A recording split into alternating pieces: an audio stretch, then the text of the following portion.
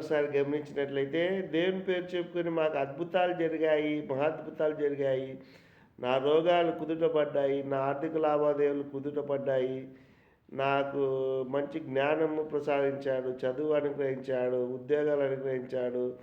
ప్రతిదీ భూ సంబంధము, సరి సంబంధంగానే మనము సాక్ష్యం చెప్పగలుగుతున్నామే కానీ, నా స్వభావం మారిందయ్యా, నాకు మంచి మనసు వచ్చిందయ్యా, మంచి బుద్ధి ప్రసాదించాడయ్యా, మంచి నడత ప్రసాదించాడు, మంచి నడత కలిగి జీవించాలని ఆశపడ్డాను నేను.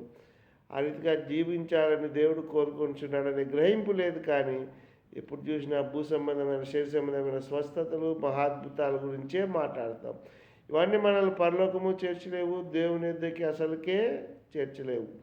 అయితే మనం గమనించండి, అద్భుతాలు జరగడం మంచిదే, భూమి మీద దేవుడు ఉన్నారు నిరూపణకి. అయితే మనం దీనికంటే మించింది, మన ద్వారా ఇతరులు ఆశీర్వదించబడేది ఏదంటే మన మంచి మనసు, మంచి బుద్ధి, మంచి స్వభావము, మంచి నడత, మంచి మాటలు, అందరితో సమాధానము, క్షమాగుణము, మనము ప్రేమ కలిగి జీవించినట్లయితేనే మనం పరలోక రాజ్యంలో ప్రవేశిస్తాము.